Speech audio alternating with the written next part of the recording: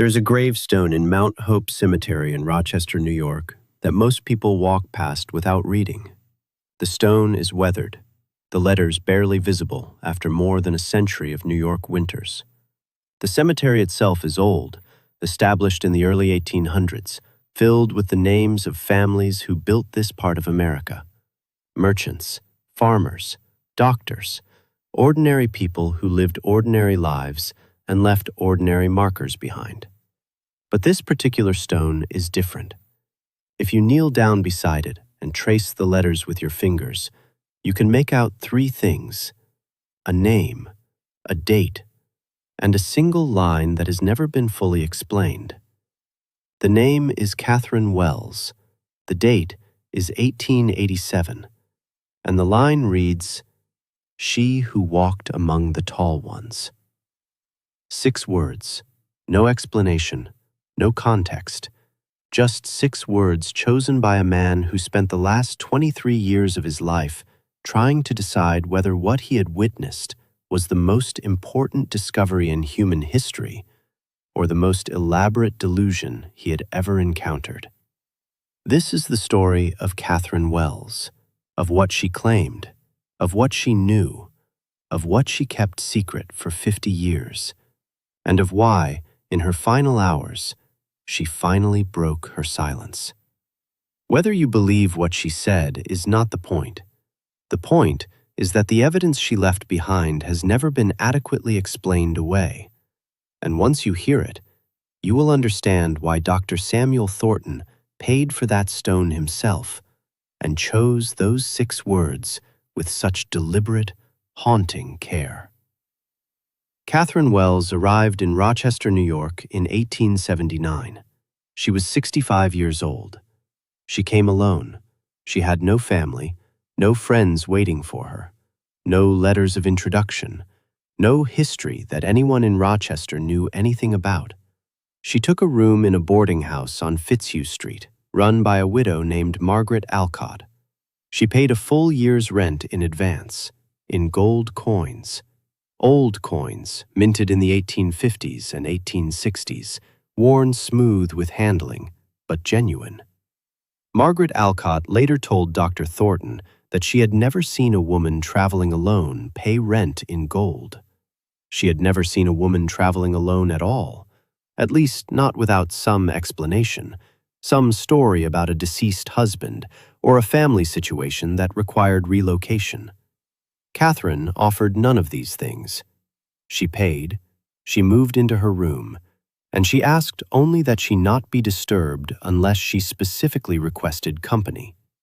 For 8 years she lived this way, quietly, alone, writing in journals she kept locked in an iron-banded trunk at the foot of her bed. She never attended church. She never socialized with the other residents. She never received letters or visitors. She occasionally left the boarding house to walk, long walks that sometimes kept her gone for an entire day. When she returned, she would go directly to her room and write for hours. The other residents of the boarding house found her unsettling in a way they struggled to articulate. Not threatening, not unkind, simply other, as though she were present in the boarding house, but not entirely part of the same world as everyone else in it. The few conversations people managed to draw her into revealed knowledge that disturbed the men of Rochester more than her solitude did. She could solve mathematical problems in her head faster than university-educated men could work them out with pen and paper. She read Latin and Greek as fluently as English. She understood principles of structural engineering and load distribution that architects found impressive and slightly unnerving when they came up in conversation. She knew things about astronomy that surprised people who had spent their professional lives studying the subject. When anyone asked where she had learned these things, she gave the same answer every time. She said she had been taught by the old ones, and she refused to say anything more. In the winter of 1887, Katherine Wells became ill. Pneumonia, the doctor who was eventually called determined, though by the time he arrived at the boarding house, the illness had already progressed beyond treatment. For 3 days before the doctor came, Katherine had been feverish and delirious, speaking in languages no one recognized, drawing symbols on the walls of her room with charcoal, crying out in what Margaret Alcott described as grief rather than pain. Not the sounds of a woman in physical agony, the sounds of a woman losing something she had carried for a very long time and was now being forced to put down. The symbols she drew covered most of one wall and part of another. Margaret Alcott described them as unlike any writing she had ever seen. Not letters, not numbers, shapes and patterns of extraordinary complexity drawn with a precision that seemed impossible for a delirious woman. Some of them she apparently drew from memory with complete consistency, the same shapes repeated in the same order, as though she was transcribing something rather than inventing it. The doctor who came was Samuel Thornton. He was 44 years old in 1887. He was a practical man, scientifically minded, not given to credulity or dramatic interpretation.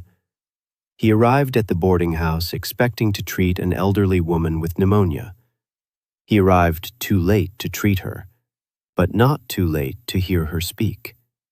And what he heard that afternoon in that small room in Rochester, New York, changed the remaining 23 years of his life completely. Katherine Wells had a lucid period of approximately 2 hours on the afternoon of the day she died. In that window, she recognized that she was dying. She asked for paper. Her hands were too weak to write, so she spoke instead, and Thornton, not knowing what else to do, wrote down what she said. She spoke clearly and with deliberate care, as though she had been composing this account in her head for many years and was finally, with time running out, delivering it. She said she had been raised by giants, not tall men, not people of unusual height, giants, beings who stood between 12 and 18 feet tall, who lived in structures built into the sides of mountains in what is now Pennsylvania and upstate New York, who possessed knowledge of engineering and astronomy and mathematics that she said made modern science look like a child's first attempts at arithmetic. She said she had been found by them as a small child, perhaps 4 or 5 years old, wandering alone in wilderness after something terrible had happened to the people she had been with before. Fire, she thought, screaming, then silence and forest, and days of walking until she was found. She said a female of the giants had found her and carried her back to their community. She said she had lived with them for nearly 15 years. She said they had raised her and educated her and treated her with a kindness she had spent the rest of her life trying to find some equivalent of among her own kind. She said she had never found it. She said that when she was approximately 19 or 20, they had told her she needed to return to human society, that they were sorry, that they had no choice, that the world was changing in ways that made her continued presence with them dangerous for everyone. They gave her clothing. They gave her gold and silver. They walked with her to the edge of a settlement, and then they turned back into the forest, and she never saw them again. She said she had kept their secret for more than 50 years because they had asked her to, because she had loved them, because she believed that honoring their request was the last thing she could do for beings who had given her everything she had and asked nothing in return except silence. But she was dying, and she could not take everything she knew into the ground without telling someone. Even if that someone could never prove it, even if no one ever believed her, someone had to know. Dr. Thornton's initial response was exactly what you would expect from a scientifically trained man of his era. He attributed everything Katherine said to the pneumonia, to fever-induced hallucinations, to the confused and tragic construction of a mind trying to make sense of a childhood trauma it had never properly processed. He was kind to her. He held her hand. He let her speak without interruption.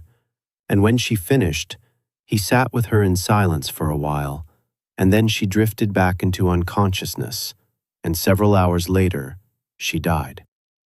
He filed his report. He notified the appropriate authorities. He made arrangements for the body. He did everything a doctor was supposed to do. And then he went home and could not sleep, because something about the precision and consistency of what Katherine had said refused to stay in the category of hallucination where he had put it. A delirious woman draws complex symbols on walls with geometric precision. A dying woman delivers a 2-hour account of her childhood that never contradicts itself, that moves in chronological order, that includes specific geographical details and specific technical knowledge and specific descriptions of a culture and a language and a way of life that she describes with the clarity of lived experience rather than the chaos of fever dreams. He could not make it fit. He went back to the boarding house the following week. He spoke to Margaret Alcott at length. He examined the symbols on the wall. He persuaded Alcott to let him take custody of Katherine's journals, and he began to read. The journals filled 37 volumes. Katherine had been writing in them for at least 12 years, possibly longer, though the earliest surviving volumes dated from 1875. The writing was dense, meticulous, organized. These were not the journals of a disturbed mind. They were the journals of a woman with extraordinary discipline and intellectual capacity, who had been documenting a lifetime of careful observation, reflection, and memory. The accounts of her time with the giants occupied most of the first 20 volumes. She described their physical appearance in detail that was consistent across hundreds of entries, written at different times over many years. They were humanoid, proportioned similarly to humans, but scaled up dramatically. Their skin tones varied across individuals, much as human skin tones vary. Their faces were expressive, capable of the same range of emotion she recognized in human faces. Their voices were deep but modulated, capable of the kind of tonal variation that language requires. They wore clothing made from plant fibers and cured hides, fitted and practical rather than crude. They cooked food. They had music. They told stories. They had elders who were treated with deference and young ones who were treated with patience and care. They were not monsters. They were not primitive. They were a civilization in its final chapter, tending carefully to the knowledge they had accumulated, and grieving quietly for the world they were losing. Their engineering knowledge, as Katherine recorded it, is the part of the journals that Thornton found most difficult to dismiss. She described techniques for cutting and fitting stone that produced joints of extraordinary precision, surfaces so perfectly matched that no mortar was needed, that a blade of grass could not be inserted between fitted stones. She drew diagrams of pulley systems using rope and wood and stone counterweights capable of moving objects weighing multiple tons with relatively small crews. She described the use of astronomical alignments to orient structures for both practical and ceremonial purposes, specific star positions and their relationships to landscape features and construction sites. She recorded principles of acoustic engineering, how certain shapes and materials could carry sound across distances in ways that seemed impossible until you understood the physics involved. She explained water management systems, how to direct and store water in arid conditions, how to build channels that maintained consistent flow without erosion. All of this was technically accurate. Thornton, who was not an engineer but was a man of science, spent months consulting with engineers and architects in Rochester to evaluate what Katherine had recorded. Their response was consistent and unsettling. The techniques she described worked. The engineering principles she recorded were sound. In several cases, they represented solutions to problems that contemporary engineers were still working on. The knowledge in Katherine's journals was not the knowledge of a woman with a basic education who had invented an elaborate fantasy. It was the knowledge of someone who had been systematically taught by people who understood these things at a very high level. The question of who those people were leads to the part of Katherine's account that connects most directly to documented history. She claimed the giants had built structures across North America. Not all of the ancient structures, not every earthwork and mound and stone alignment, but many of the largest and most precisely constructed ones. She described the Newark earthworks in Ohio as the work of the giants, constructed thousands of years before the dates currently assigned to them. She described earthworks in the Mississippi Valley in similar terms. She described stone structures in upstate New York and Pennsylvania, walls built into hillsides and mountain faces, partially collapsed and overgrown, that she said were the remnants of giant communities. And she described the giants' relationship to the indigenous peoples who arrived later and found these structures already standing. She said the giants had taught some of the arriving humans, that the knowledge transfer had been deliberate, that the giants understood they were dying as a civilization and wanted some of what they knew to survive. She said this was why certain Native American mathematical and astronomical traditions were so sophisticated, not because they had developed independently, though that development was real and significant, but because it had been seeded by teachers who understood far more than they passed on. This is the most culturally sensitive aspect of Katherine's account, and the one that requires the most careful handling. She was not saying that Native Americans could not have built what they built. She was saying that the giants had been here first and had shared knowledge deliberately. Two things can be true simultaneously. Indigenous peoples built extraordinary civilizations, and those civilizations may have had access to knowledge whose ultimate origins were older and stranger than anyone has been willing to seriously consider. The question of giant skeletons is where Katherine's account collides with the documented historical record in ways that are genuinely difficult to explain away. Throughout the 1800s and into the early 1900s, newspapers across America regularly reported the discovery of unusually large skeletal remains. The New York Times, the Smithsonian annual reports, papers in Ohio, Pennsylvania, Wisconsin, California. Reports of skeletons measuring 7 feet, 8 feet, occasionally 9 and 10 feet, accompanied by measurements taken by local doctors and professors, sometimes accompanied by photographs, sometimes noting that remains had been sent to the Smithsonian Institution or major universities for study and analysis. Thornton spent years tracking these reports. He built a database of newspaper accounts, cross-referenced them with the locations Katherine had identified in her journals, compared dates and descriptions. The correlation was unsettling. A significant number of the reported discoveries were in or near areas Katherine had specifically mentioned.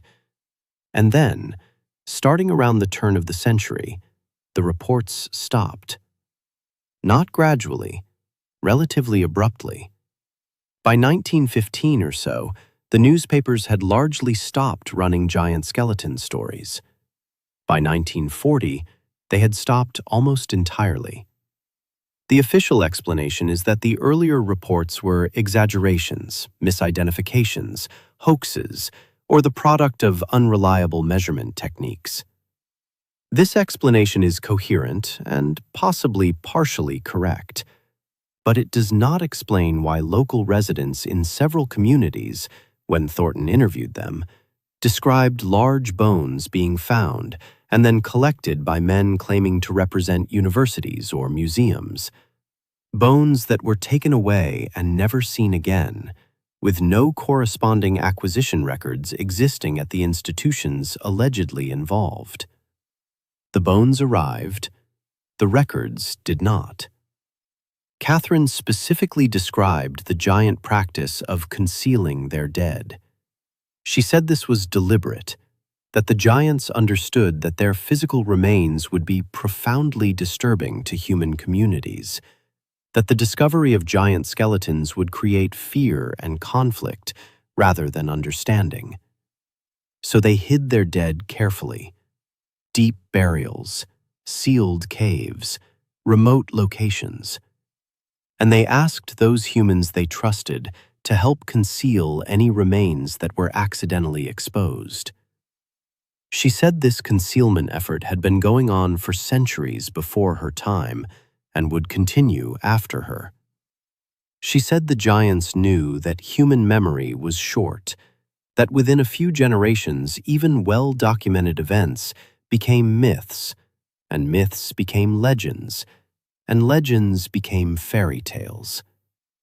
If the physical evidence could be minimized, the giants would eventually become stories rather than history, and stories could be safely ignored. It was working. It had been working for a long time. The problem, Katherine wrote, was that occasionally a bone surfaced in a place no one expected. A farmer plowing a field, a road construction crew, a riverbank erosion. And then the effort to contain the evidence had to begin again. The written language Katherine recorded in her journals is the element that has drawn the most serious attention from the few researchers who have examined the documents. She filled 40 pages with careful reproductions of symbols she claimed were the giants' written language. She noted that she had been forbidden from creating any key that would allow future humans to decode texts the giants had carved on stone surfaces in remote locations. She honored that prohibition even at the very end. But she did record translations. In dozens of entries across multiple journal volumes, she wrote English renderings of specific inscriptions she had seen and read. Texts carved into cave walls, into cliff faces, into deliberately placed stones at specific sites. These translations describe historical events, catastrophic ones, floods and earthquakes and conflicts that destroyed giant communities across centuries. They describe astronomical observations of extraordinary precision. They record philosophical principles about the relationship between knowledge and survival, about the danger of a civilization that stops teaching its young. And they record warnings, not prophecies in the mystical sense, practical warnings based on observed patterns, about what happens when population grows faster than wisdom, about what happens when the beings who carry a civilization's knowledge die without having fully transmitted it, about what happens when a species values its secrets more than its children. Katherine wrote that when she read these inscriptions among the giants, she had not fully understood them, that she had been too young, that it was only in the decades after leaving them, watching human civilization develop, watching the patterns the giants had warned about begin to emerge, that she understood what she had read. She wrote that the giants had not been predicting human failure. They had been describing their own. In the later volumes of her journals, Katherine wrote less about the giants and more about the life she had built after leaving them. It was not a happy life by conventional measures. She was perpetually alone. She moved frequently, never staying anywhere more than a few years, never forming relationships that required her to explain herself. She worked as a private mathematics tutor for wealthy families who were willing to overlook her social peculiarities in exchange for her remarkable ability to teach their children. She occasionally consulted for engineering firms, presenting her knowledge carefully, always less than she actually possessed, always through questions and suggestions rather than direct instruction that would have revealed the true extent of what she knew. She invested carefully, using her understanding of patterns in land value and resource distribution that she said had come from the giants' accumulated knowledge about the continent. Her wealth grew quietly over the decades. She never spent much of it. She had no one to spend it on. What she did spend it on was travel. She returned repeatedly to the areas where she had lived with the giants. She never found them. She wrote about these searches with a grief that reads as completely genuine, the grief of someone looking for a family that has deliberately made itself impossible to find. She wrote that she eventually understood this as a kindness, that if she could find them, she might try to stay.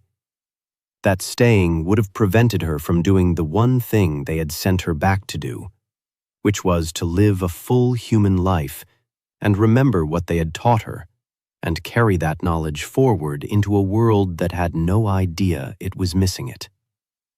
The final entries in Katherine's journals were written in the week before she became too ill to write. They are not dramatic. They do not contain revelations she had been withholding. They are the reflections of a very old woman who knows she is dying and is trying to account honestly for the life she has lived. She wrote that she did not regret the secrecy. She had promised, and she had kept the promise for more than 50 years, and she believed that was right. She wrote that she regretted the loneliness, not as a complaint, but as an observation, that the cost of carrying knowledge no one else can share is isolation that no amount of intellectual richness fully compensates for. She wrote that she hoped the giants had survived somewhere, in some remote part of the continent, in some mountain system no human being had yet properly explored. She did not believe this. She wrote that she thought they were gone, that she had thought so for many years, that the silence she found every time she searched for them was the silence of extinction rather than concealment. But she hoped she was wrong. She wrote that if anyone ever read her journals, they should not be angry at the giants for sending her away, that this was the hardest thing they ever did, and that she had watched the elder who walked her to the settlement turn back toward the forest, and had seen, even as a 19-year-old who did not yet understand grief the way she would come to understand it, that he was walking away from her with the knowledge that he would never see her again, and that this was breaking something in him that would not heal. She wrote that she hoped it had been worth it, that somewhere in the future someone would read what she had left and understand what had been here and what had been lost and why it had been lost, and would feel not anger or disbelief, but something closer to sorrow and gratitude.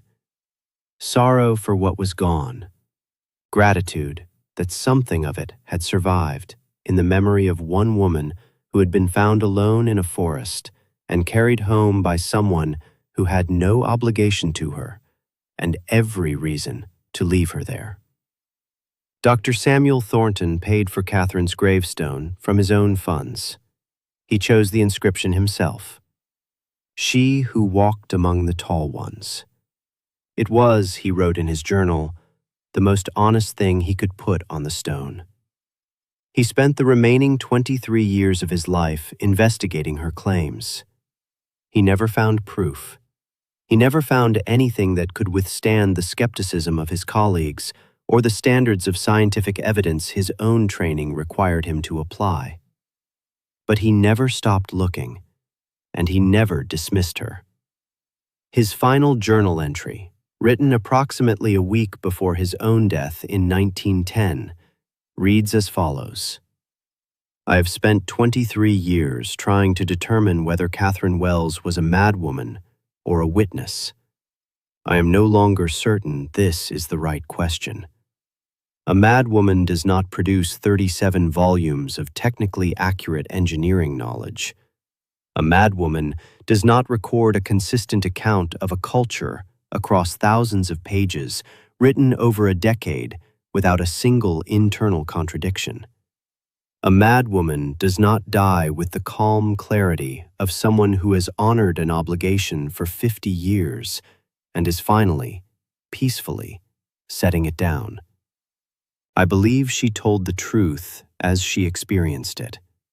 Whether her experience corresponded to physical reality, I cannot say with certainty. What I can say is that the anomalies she pointed to are real. The locations she described can be visited. The structures she mentioned exist, attributed to other builders by an archaeology that has never fully explained the sophistication of what it is attributing. The knowledge she recorded functions. The symbols she drew have patterns consistent with genuine language structure. Something is there. Something is unexplained. And Katherine Wells, whatever she was, whatever happened to her in a Pennsylvania forest more than 80 years before she died in Rochester, knew things she should not have been able to know. I do not know what that means. I am not certain anyone does. I hope someone, someday, will be willing to ask the question seriously rather than dismissing it because the answer is inconvenient. That is all I have left to say. That is everything. The stone is still there. Mount Hope Cemetery, Rochester, New York. The letters are faded now. The cemetery is large and well-maintained, and the stone is easy to miss among the more imposing monuments that surround it. Most people who walk past it see an old, weathered marker and keep walking. A few notice the inscription and find it curious and take a photograph and move on without thinking much about it afterward. Fewer still kneel down and trace the letters and feel the weight of the question those 6 words contain, and find themselves unable to simply stand back up and walk away as though the question is not there, as though it does not matter, as though the answer, whatever it is, would not change something fundamental about the story we tell ourselves about this continent and what happened here and who was here before us, and what they knew, and why they left, and what was lost when they went. She who walked among the tall ones.